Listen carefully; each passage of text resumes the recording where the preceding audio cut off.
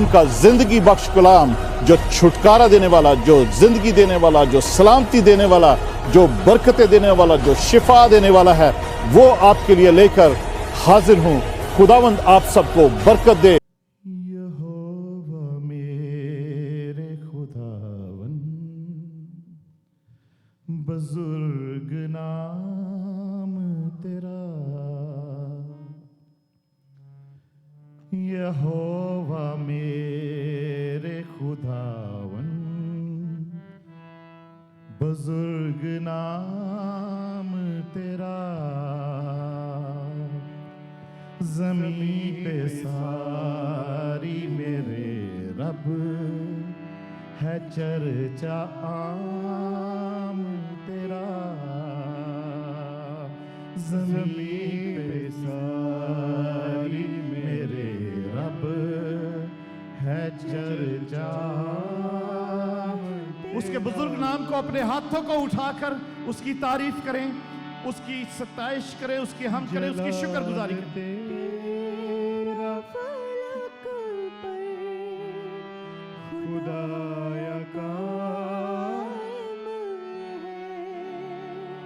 जलाल तेरा फलक पर खुदाया कायम है।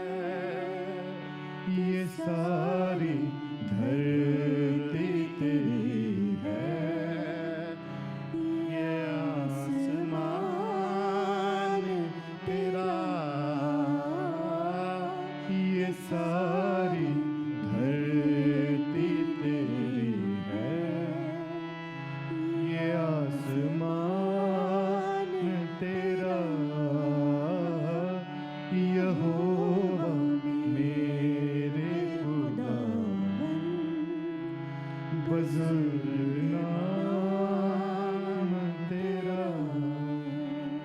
एक चंद लम्हे के लिए 30 सेकंड के लिए रूह में दुआ करें, खुदावन की हजूरी में उसके बुजुर्ग नाम की प्रस्ती सताइश और हम शुक्रगुजारी करते हुए की खराबा सेरे ले रे बे कोरिया रबा सेखे रबा शिंदारिया रबा लिखा रबा सेंतेरे ले रे बे शंदा उखारिया रबा राखा रबा। आसमान पर उसका जलाल, जमीन पर उसका जलाल, सारी धरती पर उसका जलाल। आसमान उसका तख्त है और जमीन उसके पांव की चौकी है। आसमान तो खुदा का आसमान है, जमीन उसने इंसान को दी है। हम इस जमीन पर बैठकर उसकी परस्तिश करते हैं, हम सताइश करते हैं, उसके बुजुर्ग नाम को ऊंचा करते हैं और उसके कलाम को यहाँ पर मांग लेते हैं, उसके कलाम को मांग लेते हैं। क्योंकि खुदा के कलाम में लिखा है कि उसने अपना कलाम नाजिल फरमाकर उनको शिफा दी और उनको उनकी हलाकत से बचाया। आज खुदावन अपने कलाम के वसीला से दुनिया भर के लोगों को जो उसका कलाम सुने उनको शिफा बख्शे और उनको उनकी हलाकत से बचाए। यीशु के नाम में मांगते हैं, आमीन, hallelujah. Thank you choir, praise God, hallelujah, God bless you, thank you Jesus, hallelujah, praise God, thank you Jesus, thank you Lord. खुदा यीशु के नाम में आप सब की सलामती हो, खुदा उनका शुक्र हो, खुदा उनकी तारीफ हो।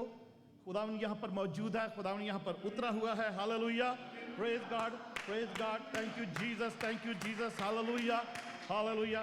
खुदा आप सबको बरकत दे। हम खुदा का कलाम हमें बताता है, जब हम कुरिन्थस की कलीसिया के नाम खत पढ़ते हैं, उसके 15 बाब की आखिरी जब आयत पढ़ते हैं तो लिखा है पास या 57 आयत से, अगर 57 और 58 आयत पढ़ते हैं तो लिखा है, मगर खुदा का शुक्र है जो हमारे खुदावन यीशु मसीह के वसीला से हमको फतह बख्शता है। खुदा का शुक्र है जो खुदावन यीशु मसीह के वसीला से हमें फतह बख्शता है, हालेलुया, हमें वो फतह बख्शता है। बस ऐ मेरे अजीज भाइयों, साबित कदम रहो और कायम रहो, साबित कदम रहो और कायम रहो और खुदावन के काम में हमेशा अफजाइश करते रहो, आमीन।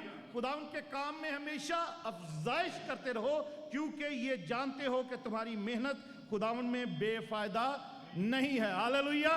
खुदावन के काम में हमेशा अफजाइश करते रहो, और क्योंकि वो जो अफजाइश का मतलब है तरक्की, इंक्रीज, एडवांस करते रहो खुदा के काम को, खुदा की बादशाही को एडवांस करते रहो, हालेलुया। और ये याद रखो कि जो भी तुम करते हो, तुम्हारी मेहनत खुदावन में बेफायदा नहीं है। हम खुदावन की हुजूरी में उसकी शुक्रगुजारी में, उसकी तारीफ में, हम चाहे वो तालियां बजाते हैं, वो भी हमारी मेहनत है। हम चर्च अपना टाइम निकाल कर आते हैं, वो भी हमारी मेहनत है। हमें जल्दी उठना पड़ता है, वो भी हमारी मेहनत है। हम जोर लगा कर गाते हैं, वो भी हमारी मेहनत है। Hallelujah, hallelujah. हर चीज को बर्दाश्त करते हैं, ये सारी मेहनतें ही हैं। आमीन, सारी मेहनतें ही हैं। और कई लोग तो मुझे याद है पाकिस्तान में कुछ लोग यहीं पर पास्टर साहब बताते, कहते हमारे चर्च कुछ मेंबर थे वहाँ पर पाकिस्तान में, तो वो यहाँ पर भी एक मुझे पास्टर प्रवेश एक दफ़ा बता रहे थे कि हमारे कुछ चर्च मेंबर्स हैं, वो दुआ करते हैं कि खुदावंद तू हमें और ज़्यादा जो जॉब दे, हमें और ज़्यादा काम दे, ओवर टाइम भी ले दे, ताकि हम तेरी दाहिए की जो है वो हम ज़्यादा दे सकें, हम अपनी जो ऑफरिंग है उसको बढ़ा सकें। हालेलुया।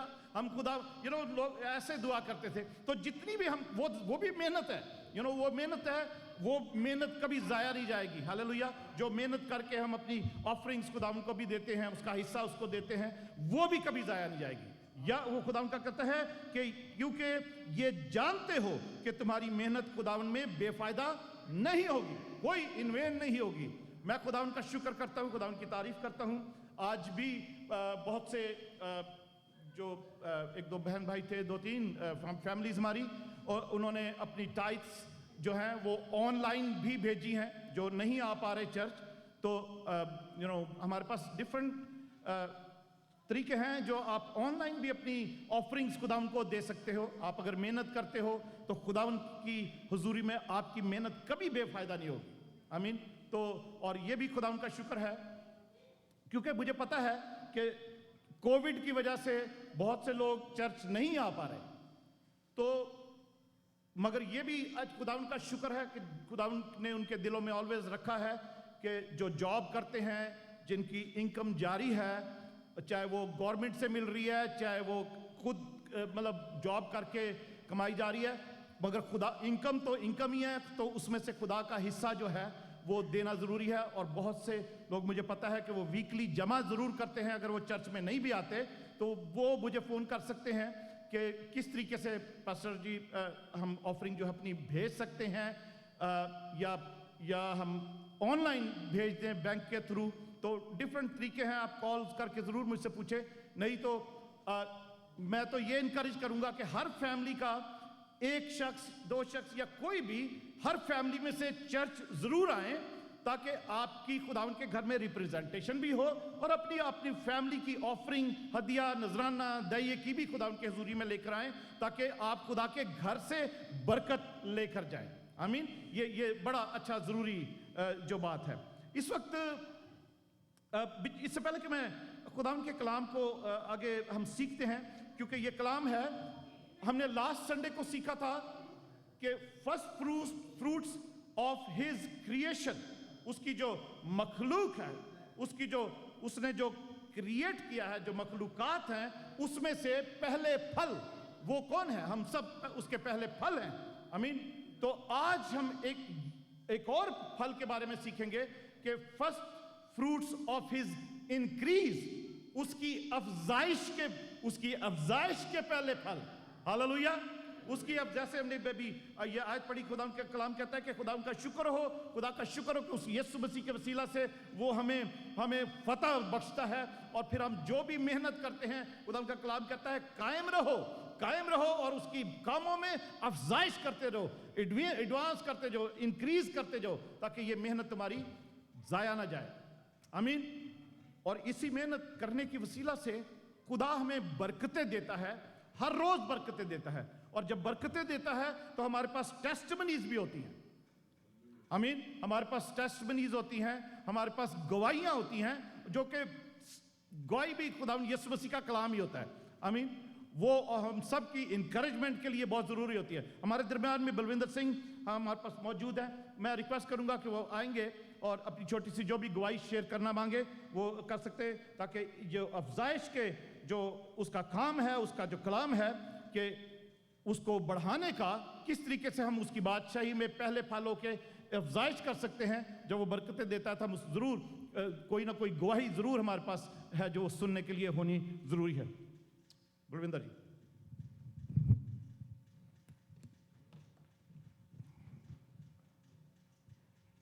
हालेलुया, थैंक यू, शुक्राना तेरा पिता परमेश्वर। मेरी गवाही बहुत बड़ी है, एक्चुअली 2 गवाहियाँ हैं, और मैं सब तो पहला पास्टर जी का धन्यवाद करांगा जिन्होंने मेरे लिए प्रेयर की, और भी पास्टर ने मेरे लिए बहुत प्रेयर की है, और बहुत बहुत thank you Jesus, thank you Lord, thank you Jesus, तेरा शुक्राना मैनू बोलने की ताकत बख्श पिता परमेश्वर। होल ओके, सब तो पहली गवाही मेरी है कि मेरे लाइक ऑलमोस्ट 1 ईयर ਦੇ ਵਿੱਚ मेरा ना यूरिन च ब्लड आंदा सी, और लास्ट 2 महीने तो मेरे ਜਿਹੜੇ ब्लड की रिपोर्ट है वो बिल्कुल सही आई, और मैं शुकराना करता धन्यवाद दा कि 1 साल की प्रॉब्लम जी है वो पूरी हो गई।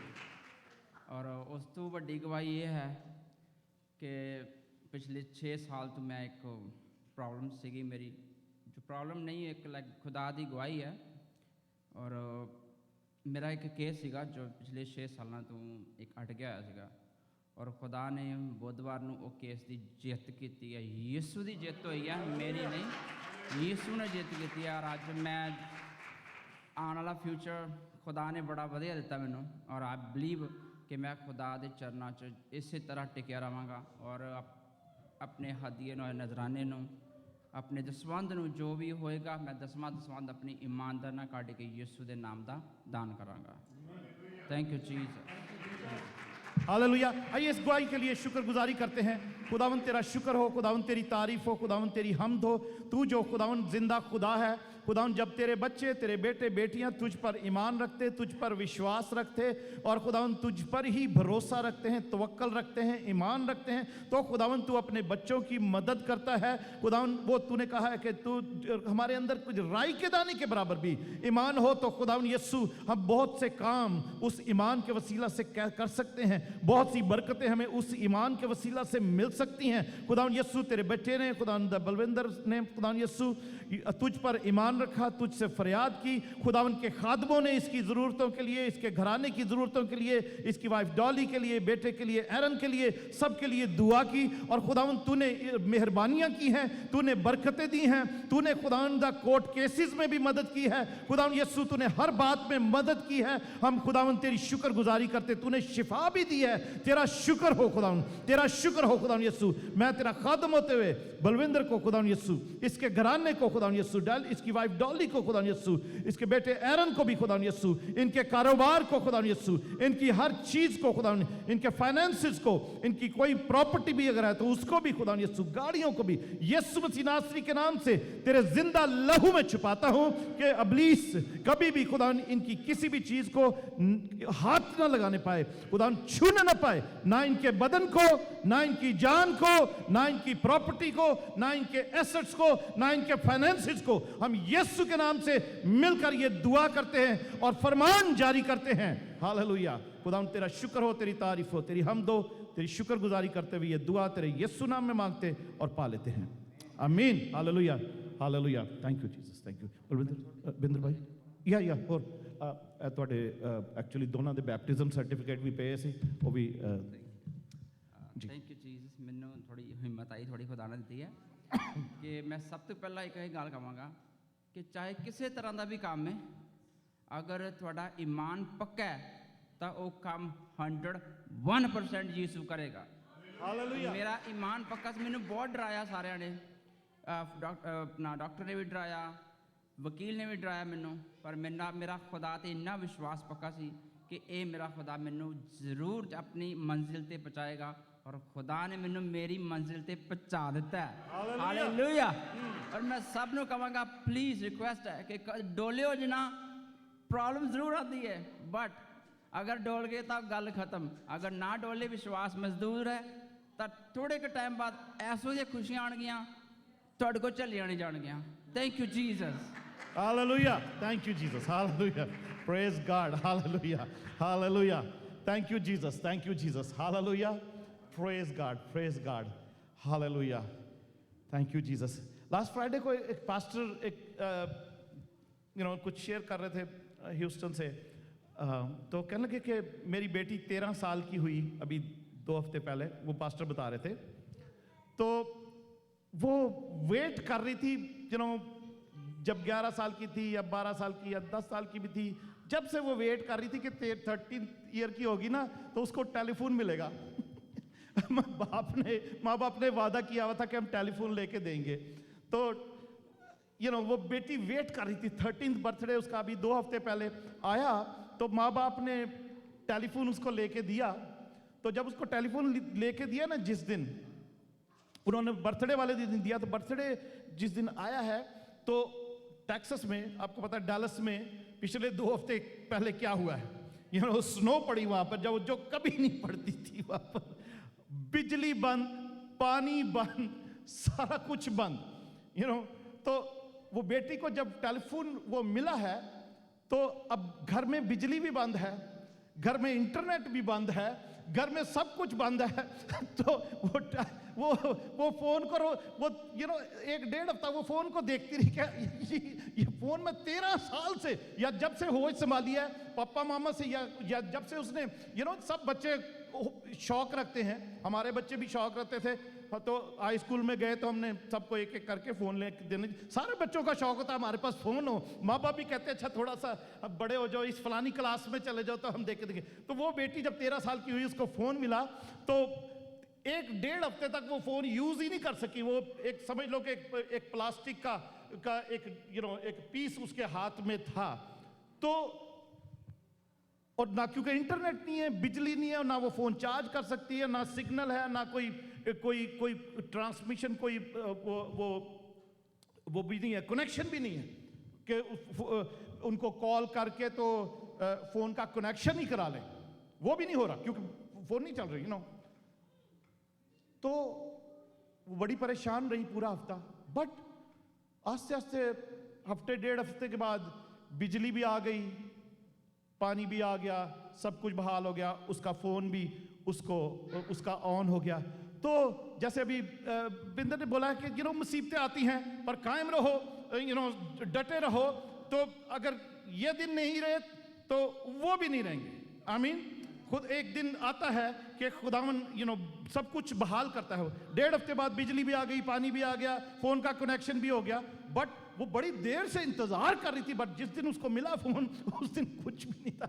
1-1.5 हफ्ते तक वो उसको देखती रही कि मैं तो इतना इंतजार कर रही थी, तो ये क्या हुआ, अब कब आएगा। कुछ पता थोड़ी था कि कब बिजली आएगी, कब पानी आएगा, कब उस फोन का कनेक्शन होगा। तो इसी तरीके से हम भी जब कभी कभी हमारी जिंदगी में ऐसे तूफान और ऐसी रुकावटें आ जाती हैं, सब कुछ रुक जाता है, तो हमें महसूस जरूर होता है, मगर खुदावन का शुक्र है कि खुदावन उसमें से हमें निकालता है, जल्द निकाल लेता है। हालेलुया। इस गवाही के मुताबिक वो जल्द निकाल लेता है। ईमान मजबूत रखे। हालेलुया। यही आज हमारा जो खुदावन का कलाम है, जैसे मैंने अभी इसमें से करंथियों के हवाले में से भी पढ़ा था कि बस ऐ मेरे अजीजों भाइयों, साबित कदम और कायम रहो, ना Dolo.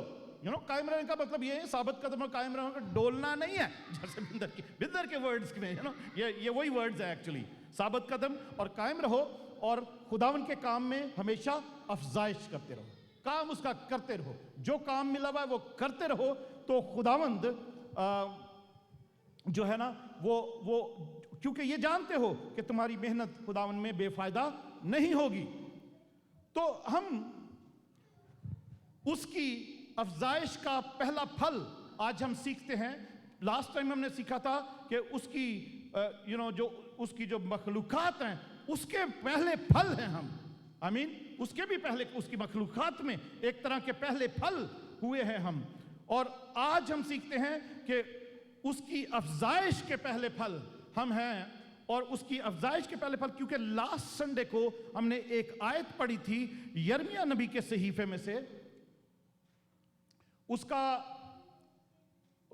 I gave why these slides are light. You did it? Okay. Can't read like that. Okay. यिर्मयाह नबी के सहीफे में उसकी दूसरे बाब में चलते हैं और उसकी पहली 3 आयतें पढ़ते हैं। हमने लास्ट संडे को ये आयत पढ़ी थी, तो इस आयत के मुताबिक हम आगे चलेंगे कि हम किस तरीके से हम उसकी अफजाइश के पहले फल हैं, और ताकि खुदावंद हमें इसी तौर पर बरकत दे जैसे हमारी गवाहियां हमारी जिंदगी में हैं। यिर्मयाह चैप्टर 1 पहली 3 आयतें हम पढ़ते हैं, और चैप्टर 2। फिर खुदावन का कलाम मुझ पर नाजिल हुआ और उसने फरमाया कि तू जा और यरूशलेम के कान में पुकार कर कह कि खुदावन यूं फरमाता है। यिर्मयाह नबी पर खुदावन का कलाम नाजिल होता है, और खुदावन का कलाम यह है, खुदावन उससे फरमाता है कि तू जा और यरूशलेम के कान में जाके ये बात कह दे, उनको जाके ये बात बता दे उनके कानों में कि मैं तेरी जवानी की उल्फत और तेरे ब्याह की मोहब्बत को याद करता हूं। मैं तेरी जवानी की उल्फत और तेरे ब्याह की मोहब्बत को याद करता हूं कि तू बियाबान यानी बंजर जमीन में मेरे पीछे पीछे चली। खुदावन यहोवा खुदा यिर्मयाह नबी को कहता है कि तू जा और यरूशलेम में जाकर मेरी कौम बनी इस्राएल को ये बता दे, यरूशलेम में जाकर ये बता दे जो सलामती का शहर है, जो सलामती की जगह है, तू उन लोगों को जाकर बता दे कि मैं तुम्हारी तेरी जवानी की उल्फत और तेरे ब्याह की मोहब्बत को याद करता हूं कि तू बियाबान में यानी बंजर जमीन में मेरे पीछे पीछे चली। मैं इसको आपको समझाता हूं कि ये इसका मतलब क्या है, खुदा क्या कहना मांग रहा है। इस्राएल, तीसरी आयत, इस्राएल जो है, I will give any other slide. इस्राएल खुदावन का मुकद्दस और उसकी अफजाइश का पहला फल था। खुदावन फरमाता है उसे निगलने वाले सब मुजरिम ठहरेंगे, उन पर आफत आएगी। इस्राएल खुदावन का मुकद्दस, उसका कदूस, उसका पाकीज़ा और उसकी अफजाइश का पहला फल था, जो उसको निगलने वाले सब मुजरिम ठहरेंगे, उन पर आफत आएगी। खुदावन ने यिर्मयाह को कहा है कि यरूशलेम में जा और उनके कान में जाकर ये पैगाम पहुंचा दे। Just give them this message, go to यरूशलेम, give them this message in there, just speak into their ears, कि वो अच्छी तरह सुन लें। कान में कैसे बात कही जाती है कि दूसरा ना सुने कोई, और जिसको सुनाई जा रही है वो अच्छी तरह सुन ले, और आसपास का लोग कोई ना सुने। तो खुदावन आज सीक्रेटली हम सब के कानों में ये बात कर रहा है, जैसे खुदावन ने इस्राएल को ये यरूशलेम में के लिए ये बात कही कि मैं तेरी जवानी की उल्फत और तेरे ब्याह की मोहब्बत को याद करता हूं। जवानी की उल्फत और ब्याह की मोहब्बत, वो जो मसीही हैं, जो हम न्यू टेस्टामेंट चर्च हैं, उसको इस तरीके से लिया जाता है। और वो जो जवानी है इस इस्राएल कौम की, वो जवानी थी जब वो मिस्र में से निकले थे।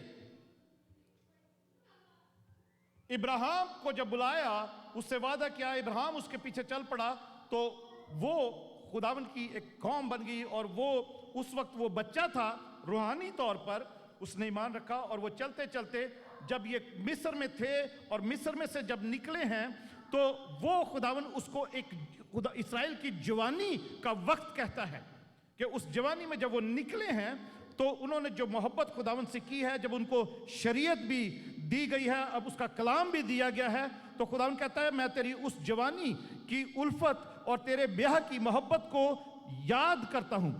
अजीजों, हम न्यू टेस्टामेंट चर्च जो है, मसीही कलीसिया जो है, उसको हम ऐसे लेते हैं कि हम जब अपने गुनाहों में चल रहे होते हैं तो हम गुनाह की गुलामी में होते हैं। आमीन, मिस्र की गुलामी में होते हैं। जो जिंदगी जो गुनाह की गुलामी में होती है, उसको मिस्र की गुलामी से भी उसको तशबीह दी जाती है, जो हमारी गुनाह की गुलामी होती है। ठीक है, हम जब बॉन्डेज में होते हैं, सिन की बॉन्डेज में होते हैं, वो गुनाह की गुलामी होती है।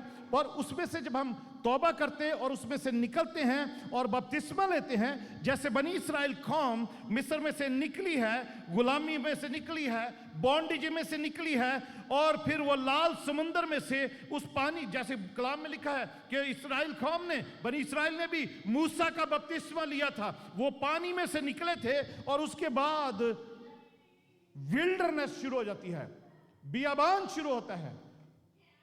हम भी इसी तरीके से जब गुनाह की गुलामी में होते थे, उसमें से निकलते हैं, और निकलने के साथ हम फिर उसके तौबा करने के बाद हम अपनी जवानी में जब हम खुदा को कबूल करते हैं ना, जो हमारी मैच्योरिटी का या हमारे ईमान लाने का वक्त होता है, वो हमारी जवानी का टाइम होता है।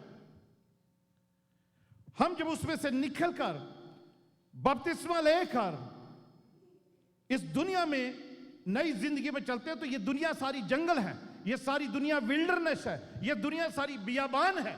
और इसमें भी हम जब खुदा की मोहब्बत में चलते रहते, क्योंकि हमारा ब्याह, हमारा रिश्ता, हमारी शादी फिर यीशु से हो गई ना, खुदावन उसको याद करता है, उसको याद रखता है, बशर्ते कि हम भी उसके साथ साथ चलते रहें। तो वो खुदावन कहता है कि बनी इस्राएल को भी कह दे जाके, यरूशलेम को, यिर्मयाह को कह रहा है, वो कह दे जाके कि मैं तेरी जवानी की मोहब्बत को याद करता हूं कि तू बियाबान में यानी बंजर जमीन में मेरे पीछे पीछे चलती रही। हम जब खुदावन यीशु के पीछे पीछे चलते रहते हैं, खुदावन हर गाहे बगाए हमें याद करता रहता है, हमें याद करता रहता है। हमारी दुआओं की यादगारी होती है, हमारी जुबानी की उल्फत की यादगारी होती है। हम जिस दिन उसके साथ ब्याहे गए हैं, जिस दिन हमारा उसके साथ रिश्ता हो गया है, पक्का हो गया है। आमीन, जो बपतिस्मे की सूरत में होता है कि आज के बाद मेरा कोई और खुदा नहीं, मेरा सिर्फ यीशु के पीछे चलूंगा या चलूंगी। आमीन, खुदावन उसको याद रखता है। उसके बाद वो कहता है कि इस्राएल खुदावन का मुकद्दस और उसकी अफजाइश का पहला फल था। खुदावन फरमाता है उसे निगलने वाले सब मुजरिम ठहरेंगे, उन पर आफत आएगी।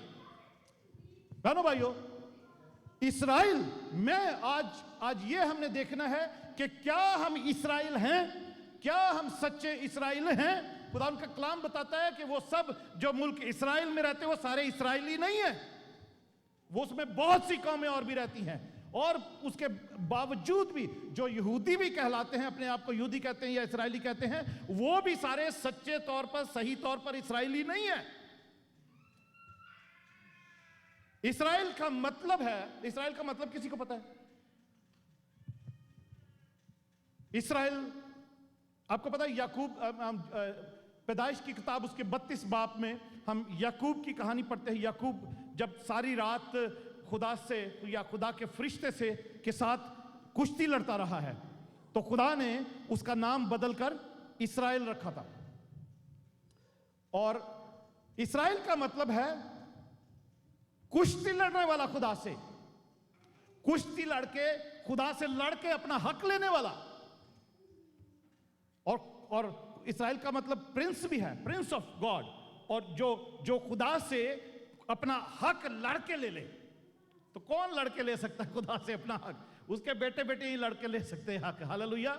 उसके बच्चे ही लड़के ले सकते हैं, जैसे हमारे बेटे बच्चे लड़के अपने माँ बाप से अपना हक मांगते हैं। और तो खुदा जो बड़ा मेहरबान है। 32 जेनेसिस में, पैदाइश की किताब उसके 32 बाब में हम पढ़ते हैं, तो लिखा है वहां पर कि याकूब सारी रात खुदा के फरिश्ते के साथ कुश्ती लड़ता रहा है। तो उसके बाद खुदा ने उसको कहा कि क्योंकि तूने खुदा के साथ कुश्ती लड़ी है, उसके साथ तूने सारी रात मेहनत की है। तो क्योंकि सुबह होने लगी थी, तो खुदा का फरिश्ता कहता है कि मुझे जाने दे, पौ फटने लगी है, रोशनी निकलने। ये याकूब कहता है ना ना ना ना ना, सारी रात मैंने कुश्ती लग रही है, मैं तुझे जाने नहीं दूंगा जब तक तू मुझे बरकत ना दे। जब तक तू मुझे बरकत नहीं देगा मैंने तुझे जाने नहीं देना। खुदा के फरिश्ते ने उसकी जांग, लिखा है कि जांग की भी नस छू दी और वो लंगड़ाने भी लगा, फिर भी उसने उस कुश्ती में वो पीछे नहीं हटा, वो फिर भी कुश्ती लड़ रहा, उसने खुदा के फरिश्ते को पकड़ा हुआ है और जाने नहीं दे रहा। मैं एक उसको निकालेंगे वाला, मैं बताता हूं आपको, ताकि हमें इसराइल का मतलब जो है अच्छे तरीके से पता लग जाए। पैदाइश 32 बाब 32 चैप्टर, मेरे पास स्क्रीन पर नहीं है ये, मैं वैसे ही आपको बताना चाह रहा हूं।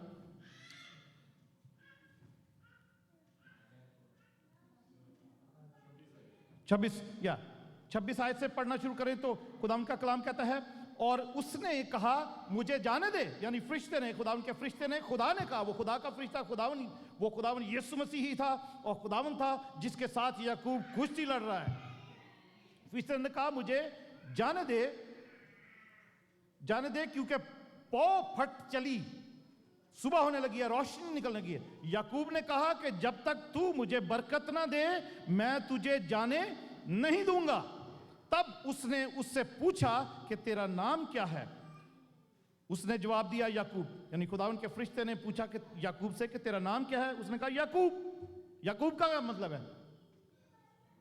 धोखेबाज। याकूब का मतलब है धोखेबाज, भागा हुआ घर से, धोखा देकर। और हमारी जो पिछली जिंदगी है वो हमारी, उसका नाम याकूब है। जो हमारी जिंदगी है उसका नाम याकूब है। जो पिछली जिंदगी हमारी जो गुनाह में गुजरती है, जो धोखों में गुजरती है। उसके बाद 28 आयत में लिखा है, उसने कहा कि तेरा नाम आगे को याकूब नहीं बल्कि इसराइल होगा, क्योंकि तूने खुदा और आदमियों के साथ जोर आजमाई की और गालिब हुआ है। हालेलुया। उस खुदा के साथ जोर आजमाई करने वाले का नाम इसराइल है। इसराइल का मतलब है खुदा के साथ जोर आजमाई करने वाला, खुदा के साथ कुश्ती लड़ने वाला, और आदमियों के साथ भी। तो खुदा ने कहा है कि तेरा नाम, क्योंकि तूने खुदा के साथ रोज जोर आजमाई की है और गालिब भी आया है, हुआ है। तब याकूब ने उससे कहा कि मैं तेरी मिन्नत करता हूं, तू मुझे अपना नाम बता दे। कि तूने मेरा नाम तो पूछ लिया, बदल भी दिया नाम, तू अपना नाम तो बता दे, तू कौन है? तू मुझे अपना नाम बता दे। तब याकूब ने कहा मैं तेरी मिन्नत करता हूं, तू मुझे अपना नाम बता दे। उसने कहा कि तू मेरा नाम क्यों पूछता है? और उसने उसे वहां बरकत दी। Hallelujah, hallelujah. खुदावंद ने उसे वहां पर बरकत दी है याकूब को, क्योंकि उसने सारी रात जोर आजमाई किया, उसको जाने नहीं दिया। खुदावंद ने कहा कि मुझे जाने दे, पर याकूब कहता नो नो नो नो, मुझे मेरा हक चाहिए, मुझे मेरी बरकत चाहिए। ये सारी रात की जो मेहनत है, ये मुझे इसका मुझे सिला चाहिए। सारी रात जो मैंने दुआ की है, इसका मुझे सिला चाहिए। सारी रात जो मैंने हाथ उठाकर घुटनों पे बैठ के दुआ की है, इसका मुझे सिला चाहिए। खुदावंद मैं तुझे जाने नहीं दूंगा, मुझे बरकत दे। तो लिखा है खुदावंद ने उसको बरकत दी है। और याकूब ने उस जगह का नाम फनीएल रखा। कहा कि मैंने खुदा को रूबरू देखा तो भी मेरी जान बची रही। Hallelujah, praise God, praise God. खुदावंद का कलाम हमने अभी ये जो पढ़ा है कि इसराइल खुदावंद का मुकद्दस और उसकी अफजाइश का पहला फल था। खुदावंद फरमाता है उसे निगलने वाले सब मुजरिम ठहरेंगे। बहनों भाइयों, ये कलाम का मकसद हमारे लिए क्या? वो इसराइल को कहा जा रहा है। पर हम, मैं और हम और ये जो खुदावंद यीशु मसीह पर ईमान रखते हैं, वो सच्चे इसराइल हैं। इसराइली होना या एक यहूदी होना, उसकी क्या निशानी होती थी? उसकी निशानी होती थी कि या यहूदियत में जो शामिल होने का जो एक निशान था, वो है खतना, सर्कमसिजन। बट जो मैं और आप जो हैं, हमें खुदा उनका कलाम सिखाता है, बल्कि उनको भी सिखाया गया कि हमारे जिस्म का नहीं बल्कि दिल का खतना होना जरूरी है। दिल का खतना होता है। अगर हम दिल का हमारा खतना हुआ तो हम भी इसराइली हैं। हालेलुया, हम भी इसराइली हैं और सही तौर पर सच्चे इसराइली हैं, जो खुदा के कलाम में एक चीज हम पढ़ते हैं, यूहन्ना बपतिस्मा देने वालों के टाइम से, उसके वक्त से, उसके दिनों से खुदा की बादशाही पर जोर होता आया है, और जो जोरावर होता है उसको छीन लेता है। हालेलुया। अजीजों, बहनों, भाइयों, मैं और आप और हम सब जितने भी जब खुदावन को कबूल करते हैं, बपतिस्मा लेते हैं, तो हमारी वो कुश्ती शुरू होती है। हालेलुया। वो कुश्ती शुरू होती है, और मैं और आप बपतिस्मे तक पहुंचने के लिए हमारी कुश्ती ऐसी होती है, खुदावन की हुजूरी में उसके साथ चलने के लिए ऐसी कुश्ती होती है कि दुश्मन हमें हराने की कोशिश करता है, पर हम जो नई जिंदगी है हमारी, जो कुव्वत है, जो हम इस्राएल बनने जा रहे हैं, उसको अगर हम जोरावर हैं, अगर हम वो कुश्ती में कायम रहें और डटे रहें, तो उसको हम छीन सकते हैं। खुदा की बादशाही को छीन कर उसमें दाखिल भी हो सकते हैं, तभी हम इस्राएली ठहरते हैं।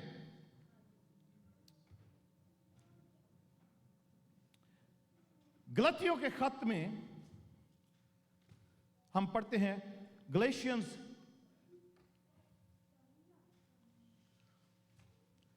मैं आपको बताना चाहता हूं, हम सीखना चाहते हैं कि क्या हम वाकई में इस्राएली हैं, तो अगर इस्राएली हैं तो क्यों हैं और कैसे हैं। तो ताकि जो आयत हमने पहले यिर्मयाह नबी के सिफे में पढ़ी है कि जो इनको निगलना चाहेगा वो मुजरिम ठहरेगा और वो हलाक हो जाएगा। हालेलुया। करंथियों के बाद गलेशियंस चैप्टर 3 तीसरे बाब में उसकी अगर हम 7 आयत पढ़ें तो लिखा है, बस जान लो कि जो ईमान वाले हैं वही इब्राहिम के फर्जंद हैं। जो क्योंकि याकूब जिसका नाम बदला गया वो इस्राएल रखा गया, तो इस्राएली जो हैं वो इब्राहिम को अपना बाप समझते हैं। ठीक है, क्योंकि इब्राहिम से ही आगे नस्ल, इब्राहिम, इज़हाक, याकूब और फिर याकूब के 12 बेटे, और उससे सारी कौम इस्राएल जो है वो इस्राएल कहलाती है। तो अब यहां पर हम पढ़ते हैं, बस जान लो। अब ये हमें लिखा गया, मुझे और आपको लिखा गया, गलतियों की कलीसिया के नाम लिखा गया है, न्यू टेस्टामेंट चर्च को लिखा गया, बस जान लो कि जो ईमान वाले हैं वही इब्राहिम के फर्जंद है। ठीक है, जो ईमान वाले हैं, जिन्होंने खुदा पर ईमान रखा है, उसकी बातों पर, उसके कलाम पर, उसके वादों पर, उसके बुलाहट पर ईमान रखा है, वही इब्राहिम के फर्जंद हैं। उसके बाद तीसरे बाब की 29 आयत में अगर हम पढ़ें तो लिखा है, और अगर तुम मसीह के हो तो इब्राहिम की नस्ल और वादे के मुताबिक वारिस हो। आमीन। तो पहले तो यह कि जो ईमान वाले हैं, जिन्होंने मसीह पर ईमान रखा है, खुदा पर ईमान रखा है, उसके कलाम पर, उसकी बुलाहट पर, उसकी वादों पर, उसकी सच्चाई पर, उसकी खुशखबरी पर, तो वो इब्राहिम की नस्ल है। तो वो कैसे हो गया इब्राहिम की नस्ल? हम कैसे हो गए इब्राहिम की नस्ल, या इब्राहिम के फर्जंद कैसे हो गए? तो 29 आयत हमें बताती है, और अगर तुम मसीह में हो, हालेलुया, अगर मैं और आप और हम सब अगर मसीह में हैं, यीशु मसीह में हैं, तो क्या है, हम फिर इब्राहिम की नस्ल, और जो इब्राहिम के साथ, जो इसहाक के साथ, जो याकूब के साथ खुदा ने जो वादे किए थे, उन वादों के मुताबिक हम वारिस भी हैं। हालेलुया। तो विच मीन्स कि हम इस्राएल भी हैं। हालेलुया। अगर मसीह यीशु में हैं, तो क्योंकि इब्राहिम की नस्ल ही इस्राएल कहलाती है ना, तो अगर हम भी, मैं और आप यीशु मसीह में हैं, तो कोई भी यीशु मसीह में है, तो वो इब्राहिम की नस्ल भी है, और उसके वादों में और उस मिरास में जो खुदा ने वादा किया है कि मैं तुम्हें दूंगा, वो उसमें भी हम शामिल हैं, उसमें भी हम शरीक हैं। वो सारे वादे क्या थे? कि जो तुझे बरकत देगा मैं उसको बरकत दूंगा, जो तुझ पर लानत करेगा मैं उस पर लानत करूंगा। हालेलुया। दुनिया की सब कौमें तेरे वसीला से बरकत पाएंगी। हालेलुया। दुनिया के सब घराने तेरे वसीला से बरकत पाएंगे। मेरी आज दुआ है कि हम सब, आप सब जो इस वक्त यहां पर बैठे हैं और इंटरनेट पर ये सुन रहे हैं, मैं दुआ करता हूं यीशु मसीह नासरी के नाम से कि दुनिया के बहुत से घराने, बहुत से कबीले आपकी वसीले से बरकत पाएंगे। हालेलुया। आप लोगों के लिए, बहुत से खानदानों के लिए, बहुत सी कौमों के लिए, बहुत से कबीलों के लिए बरकत का बायस ठहरेंगे, क्योंकि आप इब्राहिम की नस्ल और उसके वादों में शामिल हैं, उसकी मिरास में शरीक हैं। हालेलुया। Praise God. क्या ही खुशी की बात है कि कोई किसी के लिए बरकत का बायस हो। Hallelujah, praise God. हम अपने आप पर फख्र कर सकते हैं कि हम खुदावंद यीशु मसीह में हैं और हम इब्राहिम के उसके साथ किए गए वादों में भी शरीक हैं और उसकी मिरास में भी शरीक हैं। Hallelujah, hallelujah, thank you Jesus, thank you Jesus. खुदा ने कहा था इब्राहिम को, खुदा बाहर लेकर गया, इब्राहिम को कहता है कि देख आसमान की तरफ देख, तू ये सितारों को गिन सकता है? कहना नहीं। खुदा कहता है तेरी औलाद इन सितारों की मानित होगी। हालेलुया। खुदा इब्राहिम को समंदर पर ले जाता है, रेत दिखाता है, रेत को रेत के जर्रे गिन सकता है? उन्होंने कहा नहीं। उन्होंने कहा तेरी औलाद ये रेत के जर्रों की तरह होगी। हालेलुया। ये दो बातें क्यों हैं बहनों भाइयों? वो जो इस्राएली मुल्क में रहते हैं, वो यहूदी लोग, वो समंदर की रेत की तरह है, वो भी बढ़ते जा रहे हैं। हालेलुया। पर खुदावंद यीशु मसीह में जो लोग हैं वो आसमान के सितारों की तरह हैं। हालेलुया। जो अब्दुल अबाद चमकेंगे, दानियल 12 बाब में हम पढ़ते हैं, जो किसी भी तौर पर खुदावंद को लोगों को खुदावंद के पास ले आते हैं, वो अब्दुल अबाद आसमान के सितारों की मानित चमकेंगे। Hallelujah, praise God, praise God, thank you Jesus. फिलिपियों 3 बाब उसकी 3री आयत में लिखा है, क्योंकि मखतून तो हम हैं। इसराइलियों का जो एक निशान है इसराइली होने का, वो खतना है, सर्कमसिजन है। पौलुस रसूल कहता है मखतून तो हम हैं, हमारा खतना तो हुआ हुआ है, जो खुदा के रूह की हदायत से इबादत करते हैं। पौलुस रसूल का कहने का मतलब है कि हम अलग किस्म के मखतून हैं। वो मखतून नहीं जो वो इस्राएल, वो यहूदी लोग जो हैं जिनका खतना हुआ है, पर हम फर्क किस्म के मखतून हैं जिनके दिल का खतना हुआ है। हालेलुया। क्योंकि हम खुदा की रूह की हदायत से इबादत करते हैं। Hallelujah, hallelujah. खुदावन ऐसे परस्तार ढूंढता है जो रूह और सच्चाई से उसकी इबादत करें। हालेलुया। क्योंकि खुदा रूह है। Praise God. क्योंकि मखतून तो हम हैं जो खुदा के रूह की हदायत से इबादत करते हैं और मसीह यीशु पर फख्र करते हैं, मसीह यीशु पर फख्र करते हैं और जिस्म का भरोसा नहीं करते। इस्राएली वो जिस्म का भरोसा करते हैं, वो जिस्म का खतना करा के, तो वो समझते हैं बच्चा जब पैदा होता है 8वें दिन उसका खतना किया जाता है। वो समझते हैं कि हम इस्राएली हो गए, हम खुदा की नस्ल, उसके कौम, उसके बरगजीदा, उसके पाक लोग हो गए हैं। पर बहनों भाइयों, खुदावन का बंदा पौलुस कहता है मखतून तो हम हैं क्योंकि हम खुदा की रूह की हदायत से उसकी इबादत करते हैं। हम यीशु मसीह पर फख्र करते हैं, मगर हम जिस्म पर फख्र नहीं करते, हम जिस्म की परवाह नहीं करते। डजंट मैटर, ये जिस्म ने तो एक दिन खाक में मिल जाना है। हालेलुया। हम रूह से खुदा उनकी परस्तिश और इबादत करते हैं। हालेलुया। क्योंकि खुदा ऐसे ही परस्तार, ऐसे ही इबादत करने वाले ढूंढता फिरता है और मुझे और आपको उसने ढूंढ लिया है। हालेलुया। उसने बुला लिया है कि उसकी परस्तिश और इबादत करें। Hallelujah, praise God, thank you Jesus. गलतियों के खत में वापस जाते हैं 6 बाब और उसकी 15 आयत में लिखा है, गैलेशियंस चैप्टर 6 और उसकी 15 आयत में लिखा है, क्योंकि ना खतना कुछ चीज है ना नामख्तूनी, बल्कि नए सिरे से मखलूक होना, नए सिरे से पैदा होना। खतना करा लो ना कराओ कोई फर्क नहीं पड़ता।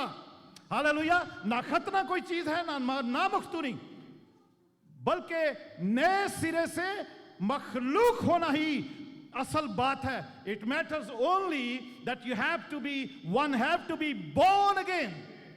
हालेलुया। खुदावंद यीशु मसीह निकोदेमुस को कहते हैं कि तू क्या समझता है, आसमान की बादशाही को कोई देख नहीं सकता जब तक नए सिरे से पैदा ना हो। और निकोदेमुस कहता है, यूहन्ना 3 बाब में निकोदेमुस कहता है कि खुदावंद मैं तो अब इतना बड़ा हूं, अडल्ट हूं, मैं फिर से बच्चा बन के अपनी माँ के पेट में जाऊं और फिर नए सिरे से पैदा हूं। खुदावंद यीशु मसीह ने उस बात का उसको जवाब नहीं दिया। उसने कहा निकोदेमुस, तुझे नहीं पता मैं क्या कह रहा हूं, जब तक तू नए सिरे से पैदा ना हो आसमान की बादशाही में दाखिल भी नहीं हो सकता। हालेलुया।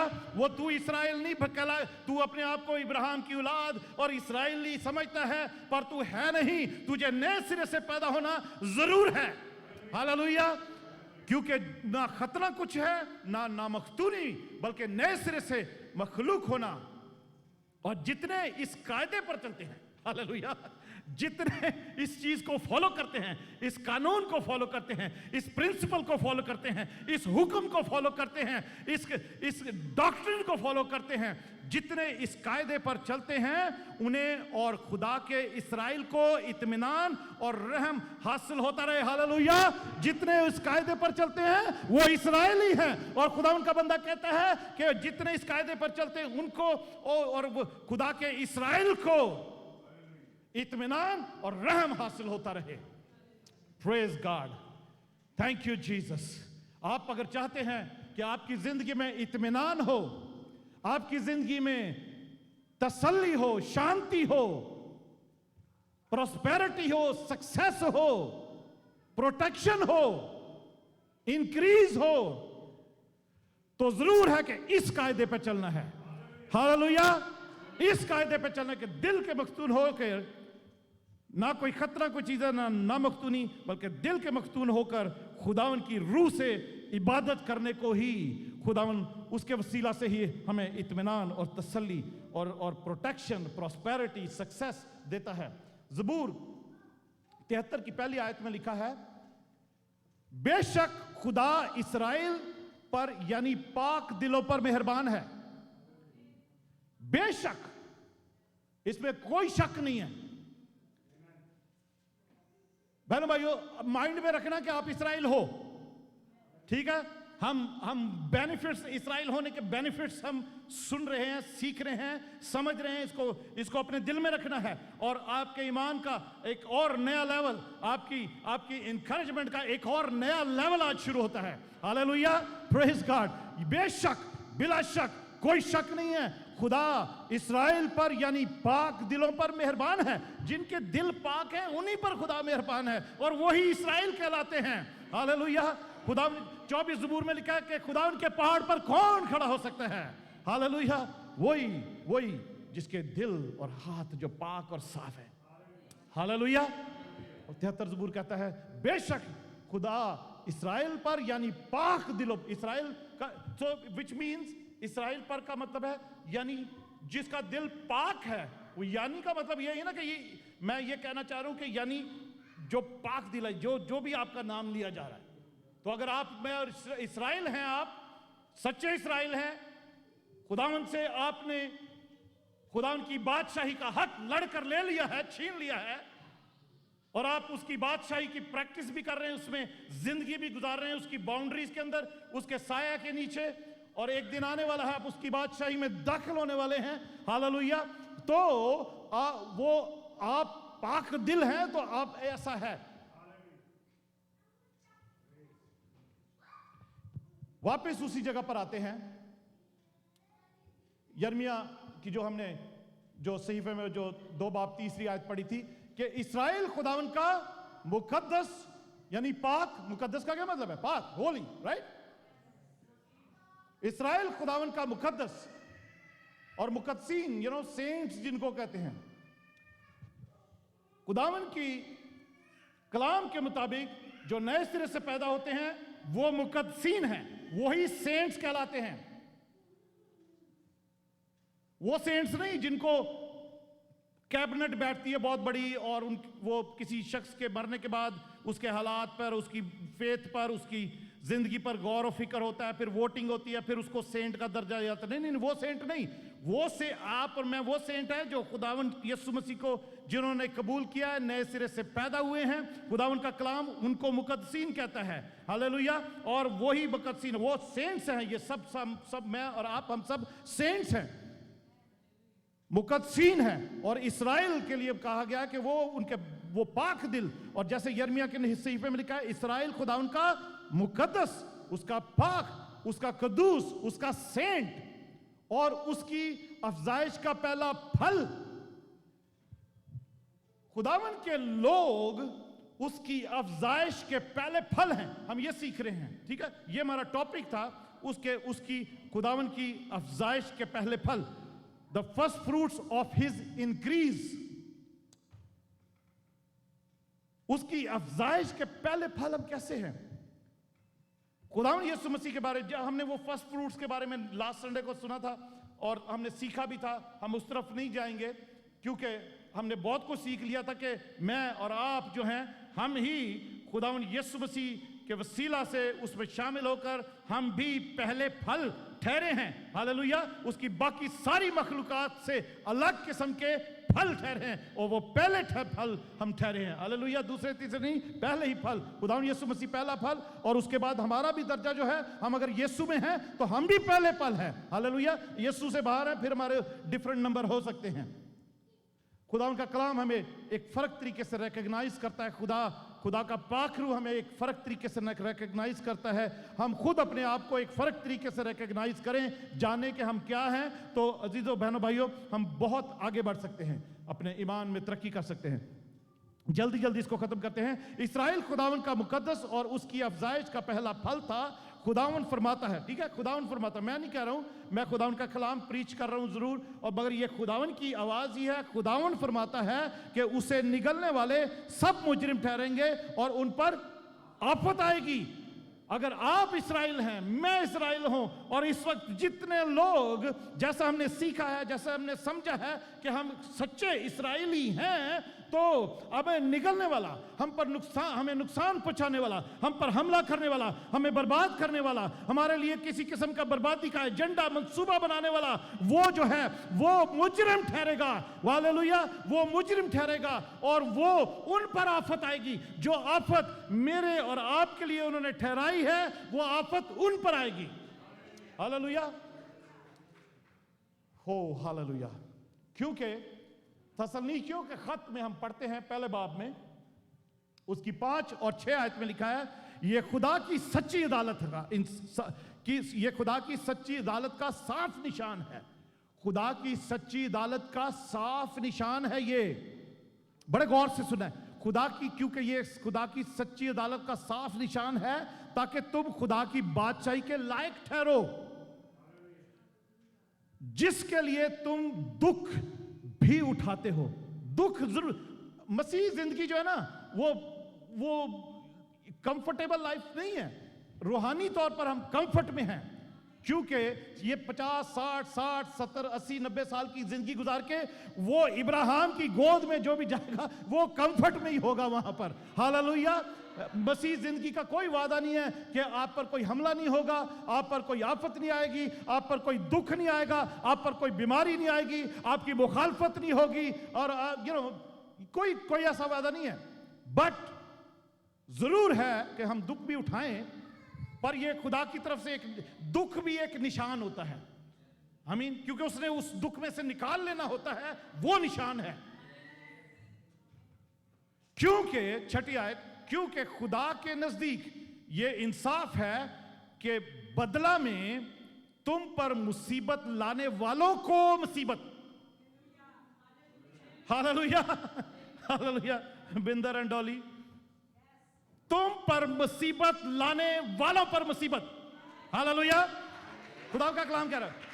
मैं हिंदी में लिखा होता तो आप इंग्लिश में पढ़ सकते हैं, हिंदी में, ठीक है। दूसरा थस्सलुनीकियों पहला बाब 5 और 6 आयत है, क्योंकि खुदा के नजदीक ये इंसाफ है। खुदा सच्चा इंसाफ करने वाला खुदा है। हालेलुया। उसके नजदीक ये इंसाफ की बात है कि बदले में, खुदा ये कहता है कि बदला लेना मेरा काम है। खुदा कहता है तुम छोड़ दो, बदला मैं लूंगा। तो बदले में तुम पर मुसीबत लाने वालों को मुसीबत में खुदा खुद ही डालेगा। हालेलुया। आपको कुछ भी सोचने की जरूरत नहीं है, आपको कुछ भी बदवा देने की जरूरत नहीं है, आपको कुछ भी मांगने की जरूरत नहीं है। ये खुदा की हुजूरी में उसके सच्चे इंसाफ के मुताबिक है कि तुम पर मुसीबत लाने वालों को मुसीबत। हालेलुया। इस्राएल पर को निगलने वाले जो हैं वो मुजरिम ठहरेंगे और उन पर आफत आएगी। हालेलुया, ये वही बात है। अगर आप इस्राएली हैं, सच्चे इस्राएली हैं, आप यीशु मसीह में हैं, तो आप इब्राहिम की नस्ल भी हैं और उसके बाद दाऊद की नस्ल भी हैं। फर्स्ट क्रॉनिकल्स, पहला इतिहास, तवारीख 17 बाब, पहला तवारीख 17 चैप्टर, उसकी 24 और 25 आयत में लिखा है, और तेरा नाम अब तक कायम और बुजुर्ग हो ताकि कहा जाए कि रब्बुल अफ़वाज इस्राएल का खुदा है। अभी हमने अब खुदा ने पता नहीं क्यों मेरे जिन में डाला था कि हम इस सरमन से पहले हम खुदावंद की बुजुर्गी की शुक्रगुजारी करें। हालेलुया, यहोवा मेरे खुदावंद बुजुर्ग खुदावंद, सारी जमीन पर सारे जहान में तेरा चर्चा है। हालेलुया, आसमान में भी तेरा जलाल है, जमीन पर भी तेरा जलाल है। खुदावंद का कलाम कहता है, और तेरा नाम अब तक कायम और बुजुर्ग होता के ताकि कहा जाएगा कि रब्बुल फ़ाज इस्राएल का खुदा है, बल्कि वो इस्राएल ही के लिए खुदा है। Hallelujah, hallelujah. ये स्टेटमेंट आप देखो कि क्या खुदा उनके कलाम में लिखी हुई है। खुदा, बल्कि वो इस्राएल ही, रब्बुल फ़ाज फरमाता है, खुदा कह रहा है कि इस्राएल का खुदा है वो, बल्कि वो उसको आगे क्लियर कर रहा है, बल्कि वो इस्राएल ही के लिए खुदा है। हालेलुया। हम कहते हैं और कलाम में ऐसा लिखा भी है कि खुदा सारी दुनिया का खुदा है, सारी दुनिया का खुदा है, सारी दुनिया से उसने मोहब्बत की है। पर उसको जब हम जीरो इन करते हैं ना, क्लोज इन करते हैं, जूम इन करते हैं, तो खुदा इस्राएल का ही खुदा है सिर्फ। हालेलुया। मैं आपको दुनियावी एक मिसाल देता हूं। मैं पास्टर हूं मेट्रोपॉलिटन न्यू रिवाइवल चर्च का। मैं सब जगह जाके प्रीच भी करता हूं, लोग दुआ के लिए भी बुलाते हैं, लोग घरों को डेडिकेट करने के लिए बुलाते हैं, लोग तरह तरह से जो भी एक पास्टरल खिदमत के लिए बुलाते हैं, हम जाते भी हैं। पर मैं मेट्रोपॉलिटन न्यू रिवाइवल चर्च का ही पास्टर हूं। हालेलुया। बेशक सारे लोग जो भी कहीं पे भी हम दुआ के लिए जाते हैं, प्रीच करने जाते हैं, सब हमें एज अ पास्टर ही रिसीव करते हैं, इज्जत करते हैं, सब कुछ खिदमत करते हैं। पर मैं सिर्फ मेट्रोपॉलिटन न्यू रिवाइवल चर्च का ही पास्टर हूं। हालेलुया। इसी तरीके से खुदा जो है सारी दुनिया का खुदा है, ठीक है, सब उसको खुदा मानते हैं, सबको उसने पैदा किया है, पर खुदा इस्राएल ही का खुदा है। Hallelujah, praise God. अगर आप भी सच्चे इस्राएल हैं तो आप ही का खुदा है, खुदा आप ही का खुदा है। Hallelujah, hallelujah, praise God, praise God. कैसे कैसे मुकाशफे खुदा उनके कलाम में। Hallelujah, praise God. 25वीं आयत में लिखा, क्योंकि तूने ऐ खुदावन, ऐ मेरे खुदा, अपने बंदा पर जाहिर किया है कि तू उसके लिए एक घर बनाएगा। ये दाऊद कह रहा है खुदा को, एक्चुअली दाऊद बादशाह, कि खुदावन तूने अपने बंदा पर जाहिर किया है कि तू उसके लिए एक घर बनाएगा।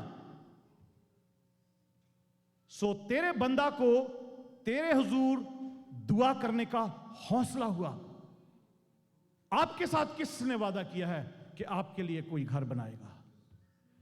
यीशु ने कहा है, मेरे बाप के घर में बहुत से मकान है। हालेलुया। मैं जाता हूं कि तुम्हारे लिए जगह तैयार करूं और मैं फिर तुम्हारा दिल ना घबराए। हालेलुया। तुम्हारा पहले शुरू में ये कहा, तुम्हारा दिल ना घबराए, मेरे बाप के घर में बहुत से मकान है, मैं जाता हूं कि तुम्हारे लिए जगह तैयार करूं और फिर आकर तुम्हें ले जाऊंगा। हालेलुया। दाऊद नबी कह रहा है, खुदावंद तूने वादा किया, तूने अपने बंदा पर जाहिर किया कि तू उसके लिए घर बनाएगा। हालेलुया। अगर आप सच्चे इस्राएल हैं, हालेलुया, तो आपके साथ यही वादा आपके साथ भी है, क्योंकि आप खुदावंद यीशु मसीह में होके इब्राहिम की औलाद भी बने हैं और दाऊद की औलाद भी बने हैं। मत्ती की इंजील में अब पहले बाब की पहली आयत में पढ़े ना, तो उसमें लिखा है खुदावंद यीशु मसीह इब्ने दाऊद और इब्ने इब्राहिम का नसबनामा। हालांकि खुदावंद यीशु मसीह उसकी तकरीबन 28 पुश्तों बाद पैदा हुए थे।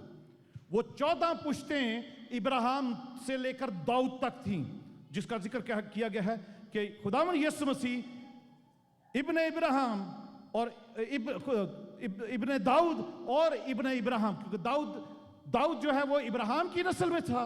फिर आगे जिस्मानी तौर पर, दुनियावी तौर पर, नस्ब नामों की तौर पर, तो खुदावन यीशु मसीह भी वो दाऊद के घराने में से था। आमीन। और दाऊद का ही खुदावन के कलाम में लिखा है, खुदा उसको, क्योंकि जब फरिश्ता मुकद्दसा मरियम के पास आता है, लूका की इंजील में हम पढ़ते हैं पहले बाब में ही,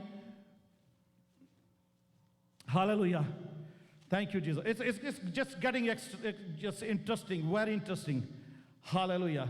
लूका की इंजील में मुकद्दसा मरियम के पास जब फरिश्ता आता, पहले बाब में हम 32 आयत में पढ़ते हैं, खुदा जो फरिश्ता उसको पैगाम देता है सारा कुछ, तो सलाम करता है उसको आके, तू के 31 आयत में, और तू देख, तू हामला होगी और तेरे बेटा होगा, उसका नाम यीशु रखना, और वो बुजुर्ग होगा और खुदा ताला का बेटा कहलाएगा, और खुदावन खुदा उसके बाप दाऊद का तख्त उसे देगा।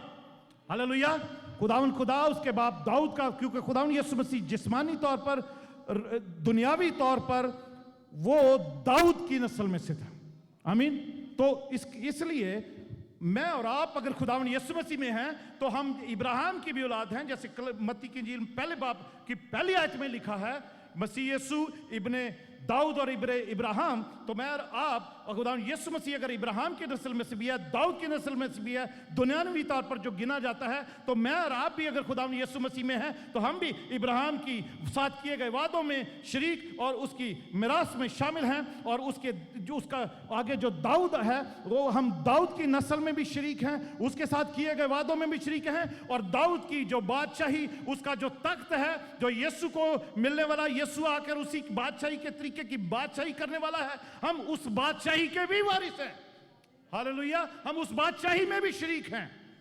और क्योंकि खुदा ने मुझसे और आपसे और अपने फॉलोअर्स से कहा है कि तुम्हारा दिल ना घबराए, मैं जाता हूं कि तुम्हारे लिए जगह तैयार करूं, उसी ने हमारे लिए घर का वादा किया है। हालेलुया। मुकाशफा की किताब में ऐसा लिखा, क्वायर आ सकती है, और वो ये नया गीत गाने लगे। मुकाशफा 5 बाब, रेवोल्यूशन चैप्टर 5 9 और 10 वर्स में लिखा है, और वो ये नया गीत गाने लगे कि तू ही इस किताब को लेने और उसकी मोहरें खोलने के लायक है, क्योंकि तूने ज़िबा होकर अपने खून से हर एक कबीला और अहले जुबान और उम्मत और कौम में से खुदा के वास्ते लोगों को खरीद लिया है।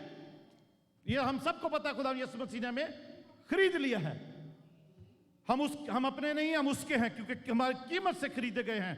10वीं आयत में लिखा है, और उनको हमारे खुदा के लिए एक बादशाही और काहन बना दिया, और वो जमीन पर बादशाही करते हैं। हालेलुया।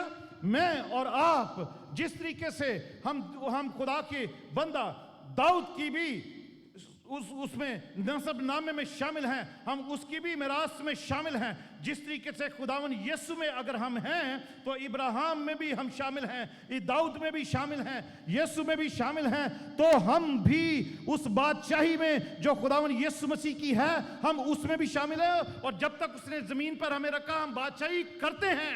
हालेलुया। हम बादशाही करते हैं, और हमें करनी जरूरी है, क्योंकि हम ट्रू इस्राएल हैं। मैं और आप इस्राएली हैं, सच्चे इस्राएली हैं, जो रूह से और सच्चाई से जिंदा खुदा की इबादत करते हैं। हालेलुया। आइए सब खड़े होते हैं, और हम एक गीत के साथ हम इस मैसेज को खत्म करते हैं। खुदावन जो जिंदा खुदा है, वो आप सबको ऐसी कुव्वत दे, ऐसी समझ दे, और अपनी बादशाही करने के लिए आपको मसा कराए, जैसे उसने अपने बंदा दाऊद को 3 बार मसा किया था। आपको भी आज खुदावन यीशु अपनी हैकल में 3 बार मसा करे। जहां पर भी इंटरनेट पर, फेसबुक पर लोग देख रहे हैं, उनको सबको आज खुदावन 3 बार मसा करके अपनी बादशाही बख्शे, ताकि वो इस जमीन पर रहते हुए जितनी भी जिंदगी है, शैतानी कुव्वतों पर, बीमारियों पर, तारीकी की कुव्वतों पर, अबलीसी कुव्वतों पर बादशाही करें। हालेलुया। ताकि खुदावंद के नाम को आप और मैं हमेशा ऊंचा करें, और उसकी बादशाही के कामों में अफजाइश करते रहें, क्योंकि इस्राएल खुदा की बादशाही का अफजाइश करने वाला पहला फल था। हालेलुया।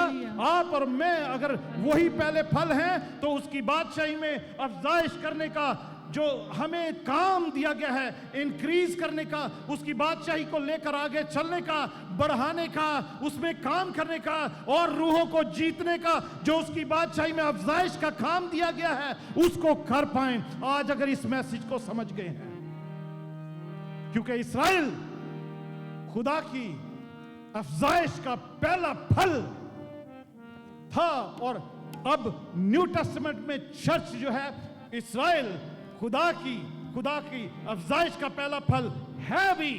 और जो कोई इसको मुझे आपको निगलने की, बर्बाद करने की, खत्म करने की कोशिश करे, आपको हड़प करने की, आपको नुकसान पहुंचाने की कोशिश करे, वो मुजरिम ठहरेगा और वो उस पर आफत आएगी खुदा की तरफ से। Hallelujah, praise God.